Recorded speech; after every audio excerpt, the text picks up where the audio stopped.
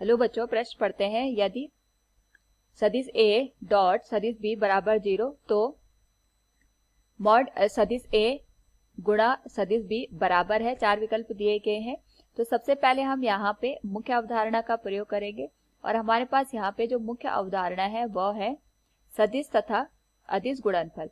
तो जो सदिश गुणनफल होता है यहाँ पे सदिशों का, वो हमें ये बताता है कि अगर हमारे पास दो सदिश है, उनका हमने सदिश गुणनफल किया तो जो इनका मान आएगा वो जो राशि होगी ये भी अपने आप में एक सदिश राशि होगी। लेकिन अगर हम यहाँ पे अदिश गुणनफल की बात करते हैं तो ये हमें बताता है कि दो सदिशों का यहाँ पे जो अदिश गुणनफल होता है, अगर हम इसका मान ज्ञात करें तो हमारे पास यहाँ पे जो तीसरी राशि मिलती है वो अपने आप में एक अदिश राशि देखने को मिलती है, यानी इसमें कोई भी दिशा नहीं होती है, केवल परिमाण हमें देखने को मिलता है। और पहले गुणनफल में सदिश जो गुणनफल हमारे पास होता है उसमें राशि में दिशा के साथ साथ उसका परिमाण भी व्यक्त किया जाता है। प्रश्न में दे रखा है a डॉट b 0 के बराबर है। इसका मतलब है a सदिश b सदिश का यहाँ पे अदिश गुणनफल है। डॉट का मतलब अदिश गुणनफल होता है। इसका जो मान है वो 0 के बराबर दे रखा है।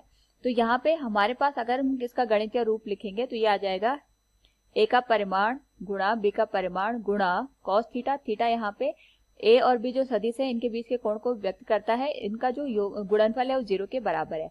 अब a और b तो हमारे पास शून्य नहीं हो सकते प्रश्न के अनुसार। इस पूरे गुणनफल को शून्य करने के लिए हमारे पास जो थीटा का मान है वो 90 डिग्री होना चाहिए, क्योंकि cos 90 का मान 0 होता है, तभी जाके ये गुणनफल 0 के बराबर हो सकता है।